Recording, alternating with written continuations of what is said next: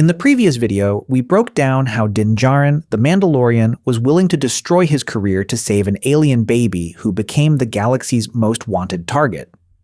Now, his main task isn't over. The Armorer gave him a sacred mission. Mando must return the baby to his people, the legendary sorcerers known as the Jedi. But the problem is, the Jedi are a myth to Mando. He doesn't know where to start looking. The only way is to find other Mandalorians who might have clues. Brace yourselves, because the storyline of Season 2 is way crazier. The scale is massive, and it's full of legendary characters that will blow your mind. Let's begin. Mando's journey begins by meeting an underground crime boss named Gor Koresh.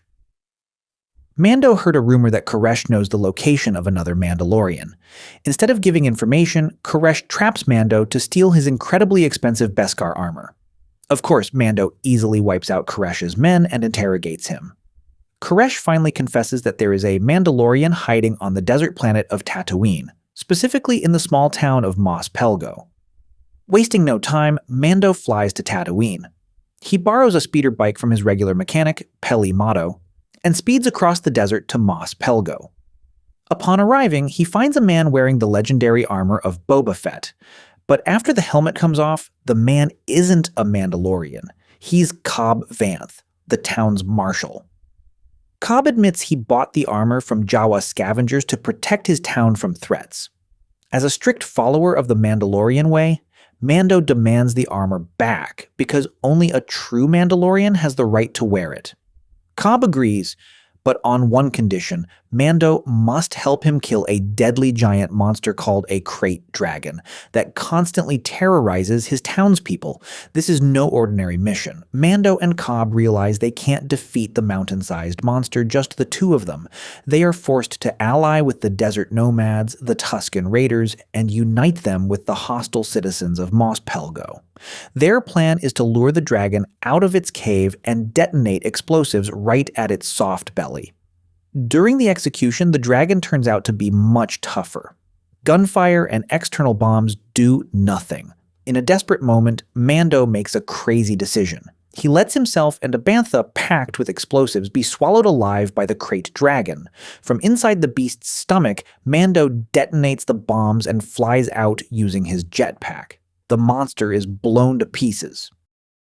As promised, Cobb hands the Boba Fett armor over to Mando. Mando leaves with the armor, unaware that the real Boba Fett is watching him from atop a sand dune. On his way back, Mando is attacked by a group of bandits who destroy his speeder bike. He is forced to walk across the desert while carrying his little baby. Back at Peli's garage, Mando gets new information about the whereabouts of Mandalorians on another planet. The catch is, Mando must transport an alien passenger, let's call her the Frog Lady, along with her eggs to meet her husband on the planet Trask. Unfortunately, just as he enters space, Mando is intercepted by two new Republic security patrols because his ship doesn't have an official permit. Mando tries to escape, enters the atmosphere of an ice planet, and crash lands, causing his ship, the Razor Crest, to fall to the bottom of an ice ravine and take heavy damage. In the midst of this chaotic situation, the baby casually snacks on the Frog Lady's eggs, giving Mando a massive headache. While Mando is busy repairing the ship, the Frog Lady wanders off to find a hot spring. Mando and the baby follow her, but they accidentally walk into the nest of thousands of giant ice spiders. The massive mother spider chases them back to the ship. Just when they are cornered and about to die, the two new Republic pilots suddenly arrive and shoot down the spiders. The pilots let Mando go because his record shows he previously helped capture high-profile criminals. After some patchwork repairs, the crippled ship limps toward the aquatic planet Trask. The Frog Lady is finally happily reunited with her husband. Her husband points Mando to the port, where Mando pays a group of octopus-like alien fishermen to take him to the Mandalorians. But out at sea, the fishermen betray Mando. They trap Mando and the baby in the cage of their pet sea monster to steal Mando's armor. Just as Mando is about to drown, 3 elite Mandalorian warriors drop from the sky and slaughter the traitorous fishermen. Their leader removes her helmet and introduces herself as Bo-Katan Kryze, royalty from the planet Mandalore. Mando is shocked to see them take off their helmets, But Bo-Katan explains that Mando was raised by an extreme religious cult. Bo-Katan promises to give Mando the location of a Jedi on the condition that Mando helps them hijack an Imperial weapon cargo ship. The weapons will be used by Bo-Katan to reclaim the planet Mandalore. The battle inside the cargo ship is brutal and tactical. Mando and Bo-Katan's squad wipe out the stormtroopers easily. But in the control room, it is revealed that Bo-Katan isn't just after weapons. She is after information about the Darksaber, a legendary black glowing sword that is the absolute symbol of the Mandalorian leader. That sword is now in the hands of the Imperial leader, Moff Gideon. Mando refuses to get involved any further because his main priority is the baby. Keeping her promise, Bo-Katan tells Mando to go to the city of Caladan on the forest planet Corvus. There, Mando will find a Jedi named Ahsoka Tano. Before heading to Corvus, Mando's ship needs a complete overhaul. He stops at the planet Navarro to meet his old friends, Cara Dune and Greef Karga. Navarro is now a safe and prosperous city. While waiting for his ship to be fixed, Mando leaves the baby at a local school and helps Cara and Greef destroy the only remaining Imperial base on the edge of the planet. Initially, they think it's just a regular military outpost, but as they sneak inside, they find something horrifying. The place is a secret cloning experiment lab belonging to Dr. Pershing. Through a left-behind hologram recording, a shocking truth is revealed. Moff Gideon is still alive, and they still desperately need the baby's blood, which contains a massive amount of magical energy. Realizing his baby is in grave danger, Mando rushes back to his ship. Unfortunately, without Mando knowing, a hired Imperial mechanic on the planet had planted a tracking device on his ship. Now, Moff Gideon knows exactly where Mando is heading. Mando finally arrives on the dead planet of Corvus. The planet is ruled by a tyrant named Morgan Elsbeth, who tortures her people. Morgan hires Mando to kill her biggest threat, the Jedi Ahsoka Tano.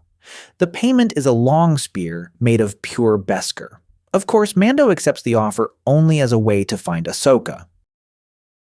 In the misty forest, Mando finally comes face to face with Ahsoka Tano, a legendary Jedi warrior armed with 2 white lightsabers. After realizing Mando's true intentions, Ahsoka communicates with the baby using telepathy. In this emotional moment, we finally learn the baby's real name: Grogu.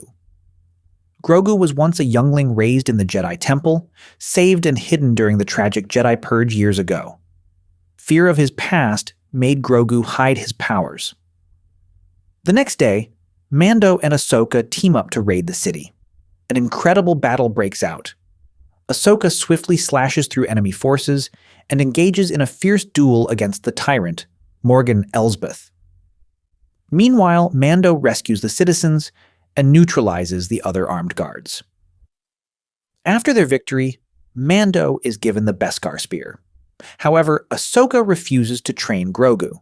She sees a very strong bond between Grogu and Mando, an emotional attachment that could lead to the dark side, just like what happened to her former master, Anakin Skywalker.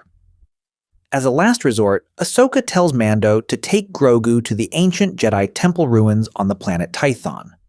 There, Grogu can sit on the Seeing Stone and project a signal out into space using his energy. If there are any Jedi left in the galaxy who hear the signal, they will come for Grogu. Arriving at the Tython temple ruins, Mando places Grogu on the ancient stone. Grogu instantly enters a deep meditative state and is surrounded by an impenetrable protective energy field. As Mando stands guard, a strange ship lands. Out steps Boba Fett and his elite assassin, Fennec Shand. Boba Fett has come to reclaim the armor Mando is carrying. He promises not to harm Mando and Grogu if the armor is returned. Just as they are negotiating, the sky suddenly goes dark. Moff Gideon's massive cruiser arrives in orbit. Gideon sends 2 fighter jets that immediately bomb the area. Stormtroopers deploy and swarm the ruins. A brutal fight ensues. Boba Fett, Fennec Shand, and Mando slaughter the stormtroopers ruthlessly. Boba Fett puts his legendary armor back on and destroys the enemy ships. But disaster is unavoidable. Mando's ship, his pride and joy, is blown to absolute pieces by a laser cannon from Gideon's cruiser. It doesn't stop there. Gideon deploys terrifying elite combat droids called Dark Troopers. Because Grogu's meditation is complete and he has passed out from exhaustion, his energy shield is gone. The black droids fly down, snatch Grogu, and take him into the sky before Mando can help. Mando is crushed seeing his adopted son kidnapped. Feeling indebted, Boba Fett and Fennec swear to help Mando save Grogu.